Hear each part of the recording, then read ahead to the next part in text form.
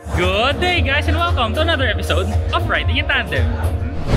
RIT, Riding in Tandem, RIT. With me, RM, at sa episode na to, samahan nyo akong maglibot dito sa Shanghai Auto Show 2025. Ano, ready na ba kayo? Tara na!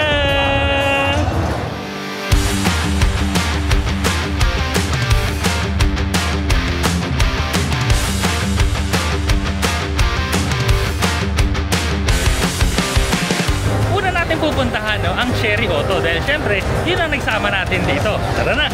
At ito na nga tayo sa Chery na booth dito sa Shanghai Auto Show. So ang nakikita nyo sa likod ko, yan yung Chery Tiggo 7. So kung napapansin nyo, medyo kakaiba yung itsura ng Tiggo 7 dito. Parang mas sleek, mas futuristic, no? So ako, alam nyo, nag-hoping ako na makapunta rin sa atin yung mga ganitong itsura ng sasakyan. Pero feeling ko malapit na rin tong mga ito. Ang ganda eh. Kaso yung mga specs ng mga sasakyan na to, hindi ko rin alam. So silipin na lang muna natin tong Chery Tiggo 7. Diba? Ang ganda-ganda, ang kinis-kinis. Na napansin ko dito, wala kasi siyang mga grills, no?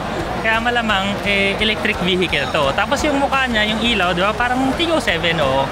Tapos naka-fog lights din siya sa ilalim. Yung mga parking sensors, usual naman yan, no? Pero, diba, mas slick yung itsura dito.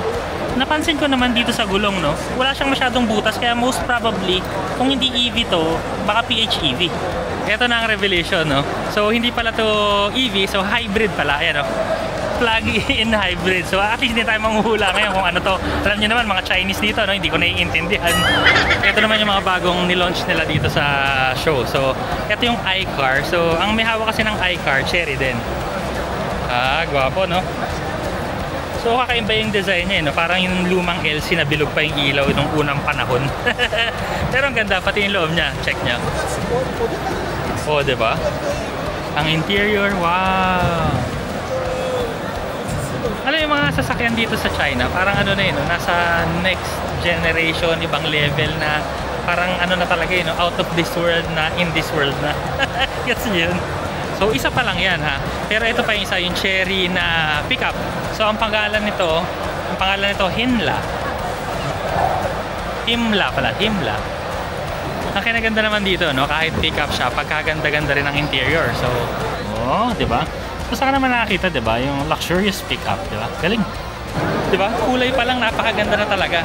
Pero, ang dami-dami pang model dito actually. Papakita ko na lang sa inyo, no? Meron doon yung Chery QQ na bago. Di ba? Ang QQ ice cream, di ba? Pero ngayon, mas malaki na siya, mas high-tech. So, maliban dun sa mga Tiggo 7 na nakita natin kanina, no? Meron din dito yung Tiggo 8. So, Tiggo 9. Lahat sila yung design nila. Mas sleek talaga yung itsura ngayon. Kasi, parang yung mga door handles nila, mas flush na sa katawan. Tapos, mas makinis talaga, less yung mga butas kasi nga mga plug-in hybrids. So, yun nga yung sekreto ng mga plug-in hybrids, no? Wala masyadong butas, yung mga gulong nila, di ba, konti lang yung mga butas para dun sa aerodynamic efficiency nila. So, yun. Maliban dun, no, ang dami kasing brands ng Chery actually. Meron nga yung bagong labas na iCar, pickup, meron din dito yung Exceed. Ito pala sa ID ko. Hindi ko pala ako dito. Lepas, iCar, JQ, Omoda, actually lahat yan gawa ng Chery. Isang pinakapalaban din na model dito, no, yung Tiggo 9. Kasi, di ba, yung Tiggo 8 kasi malaki na yun eh. Actually, okay na siyang pampamilya. Pero yung Tiggo 9 kasi, no, parang one step higher pa siya. Mas malaki, mas maganda. So, yan yung sanang makita natin na ilabas din sa Pilipinas. Tapos maliban dito, no, nakita ko rin na meron din pala ang Chery na 4x4 na pangharabas na sasakyan dito. Ang pangalan niya ay J7 ba yun? Pero ang galing, no? Yun yung makikita mo sa Chery, no? Lahat ng sasakyan kaya niyang gawin.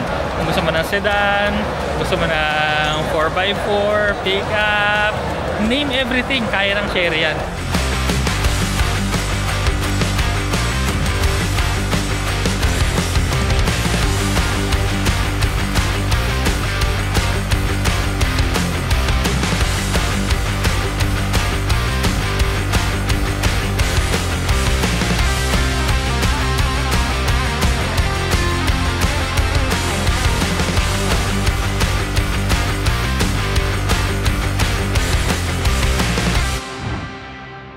Sobrang exciting mga katandem na activity natin yan. Pero ito yung nangyari kasi dyan, no?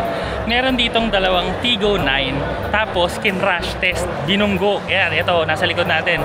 56 kilometers per hour yung ginawa nila. Tapos, chinek kung okay pa yung sasakyan. So, Una, yung A-pillar niya, walang damage. So safe yung tao nakasakay sa loob. Nag-deploy yung mga airbags. Okay yung mga crumple zones. Yung mga pintuan, nabubukas pa rin.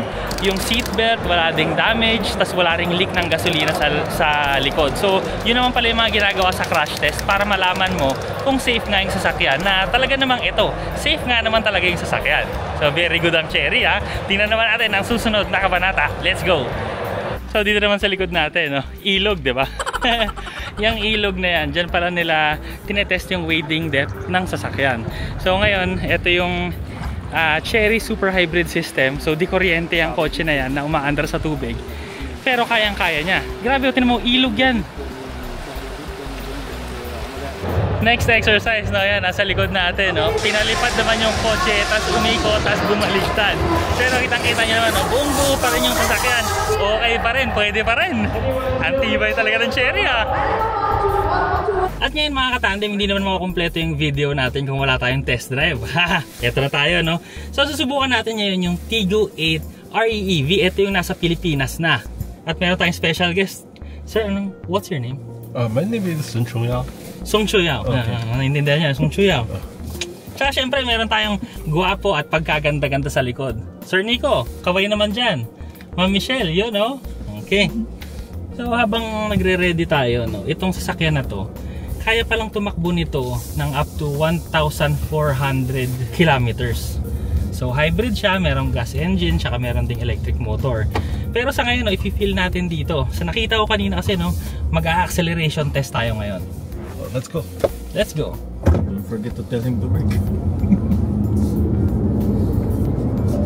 Iba talaga ang no, acceleration ng ng hybrid.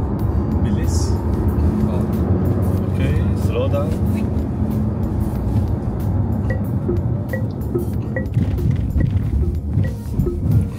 Eight road. Where do we start? At the middle? Okay, 8 road. Susubukan naman natin ngayon ang handling ng isang SUV. Okay. Ganda ng handling. Comfy. Tsaka sumusunod, hindi nakakatakot lumiko.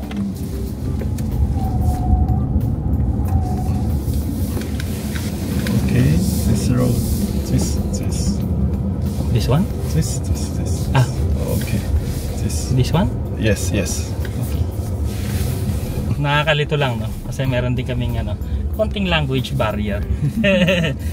Pero ang ganda ng cornering niya, no? Kahit mataas tayo, dahil siguro ang battery nga nito nandun sa ilalim. So, ang ganda niyang iliko, tsaka yung steering. Ayos. Ngayon naman, no, yung daan kasi dito, yung aspalto na patong-patong. Pero ang ganda ng suspension. Kamusta ba dyan, Ma'am Michelle, sa likod? Galing mo mag-drive. Yeah. So ang bilis lang ng test drive natin, pero grabe, ganda ng kotse. Ngayon mga katandem, no, ang nagdadrive si Ma'am Michelle. Grabe, matulin pala mag-drive, no. Parang akala mo napaka-mild ni Ma'am, yung pala parang lalaki magmaneho. Pero ang ganda ng feeling, no, ang swabe-swabe pag nandito tayo sa likod. Tsaka yun nga, habang nag-accelerate tayo,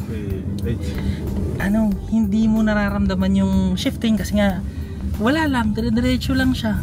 Ngayon naman mga katandem, ang gamit natin yung Tiggo Cross. So ilalabas na to sa Pilipinas, no? Petsa na lang ang aabangan natin kung kailan. Pero hybrid din to, merong electric vehicle mode, merong hybrid electric vehicle mode. At susubukan natin ngayon. Okay, let's go. Here is starting line. Okay. We will stay here, and when you're ready, we can go. Ready? Okay, I will use full power. Okay, 3, 2, 1, go. 5, okay. Okay, in front we can see the two left corner. It's braking line. Okay. Okay. Pwede ito sa mga trigger happy, Okay, here is a big U-turn. Left Okay. U-turn. You can push the car. Go faster. Wow. And you should focus on the road. And here's slalom. You need to find way. Okay. It's left in and turn right. Okay. Okay. Then speed up. Holy shoot. Ay, grabe. Grabe. Grabe. Matindi tong kotse na to. Parang lumipad yata si ma'am. I wasn't prepared. Grabe. So hindi pa ako nagda-drive pero naramdaman ko na yung handling ng sasakyan, yung tuloy ng sasakyan, yung cornering niya, yung stability control niya, gumagana. Galing. Plus matipid pa to ha. Kaya naman. Okay, are you ready? Ready? Yes, you can do it. Okay. Mukhang race driver si kuya, ako hindi. Pero game, let's go!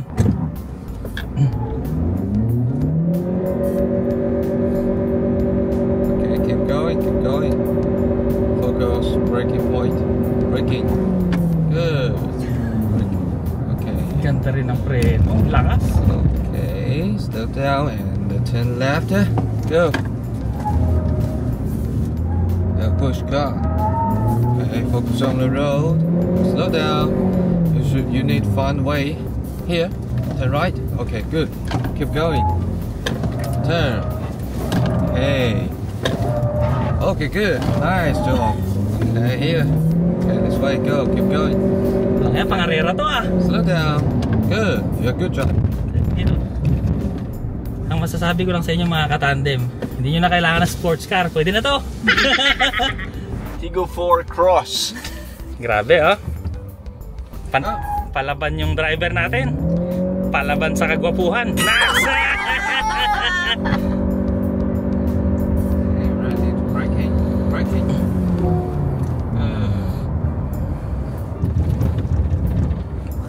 And a big turn. Grabe. Focus on the road. Good. Yeah. ESP. Help you. Slow down. Turn. Oh! What do you mean?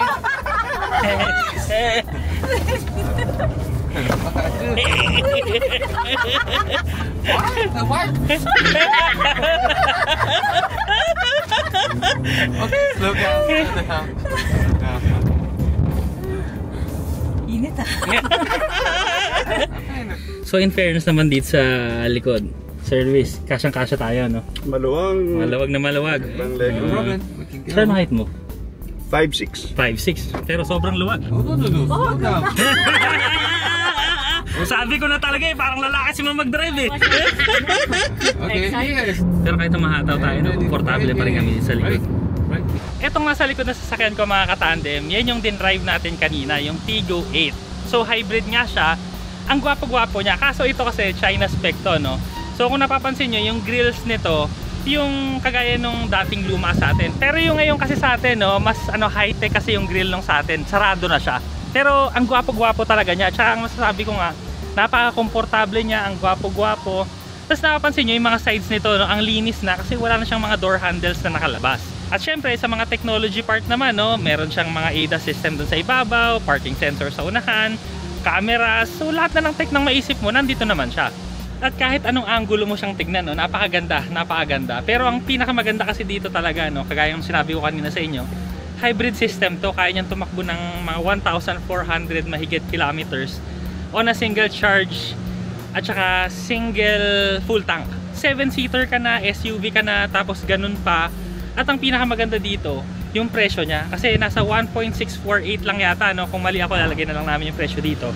Pero sa halagang 1,648,000 pesos, makakuha ka na ng ganitong sasakyan, naka-plug in ka na, hybrid, tipid ka sa traffic. Kaya kung kunwari, mga Christmas rush, no? Wala ang problema kasi hindi ka makakain ng masyadong gasolina. Tapos ang tulin pa, yung handling napakaganda pa. Para sa ganito kalaking sasakyan, no? Sobrang sulit to. Check naman natin ngayon yung isang din-drive nating sasakyan. Etong sasakyan na nasa gilid ko ngayon, ito yung tinest drive natin sa truck kanina. Na grabe, no? Crossover pero napakatulin at matipid sa gasolina dahil nga hybrid system na to. At ang importante pa dyan, no? Direct hybrid transmission to. Kaya sobrang tipid dito sa gasolina at saka yung acceleration niya sobrang suwabe. Pero crossover pag tinignan mo, 'di ba? May height. So medyo malaki siyang tignan, pero sa totoo lang, no, super nimble to kasi nga kanina, 'di ba? Nag-slalom pa tayo, nag-cornering tayo. Akala mo talaga kotse na yung dala mo. Tapos ang tulin-tulin pa. At sobrang effective ng mga stability control system nito kasi kahit medyo alangan na, no, pero nakokontrol pa rin niya yung cornering. Ang galing. last activity na natin to mga katandem. So, ano ba yung mga nakuha ko ngayon dito? Unang-una, no, ang Chery ngayon, napakagandang gamitin. Fully loaded yung technology niya, no, makabago na talaga lahat, no. Meron na sila nung 1D HT, 3D HT, yun nga yung direct hybrid transmission. Yung mga materyales, no, lalo na yung Tigo 8, ako grabe, sobrang ganda talaga.